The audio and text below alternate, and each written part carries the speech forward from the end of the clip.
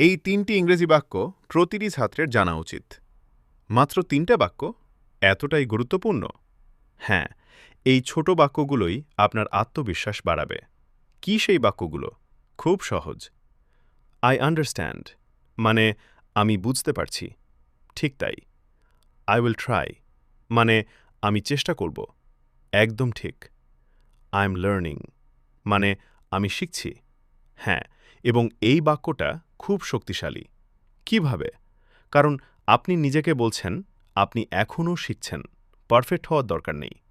ও, এটা তো মাইন্ডসেট বদলে দেয়। ঠিক ধরেছেন, কিন্তু শুধু এই ৩টা বললেই হবে? শুরু করার জন্য এটাই যথেষ্ট। তারপর ধীরে ধীরে আরও বাক্য যোগ করবেন। আমি কি এগুলো প্রতিদিন ব্যবহার করতে পারি? অবশ্যই। যত বেশি ব্যবহার করবেন তত বেশি ফ্লুয়েন্সি আসবে। তাহলে আমি আজ থেকেই শুরু করছি। দারুণ সিদ্ধান্ত। মনে রাখবেন, ছোট বাক্য, বড় আত্মবিশ্বাস। আরও সহজ ইংরেজি বাক্য শিখতে ইংলিশ প্লাস ফলো করুন।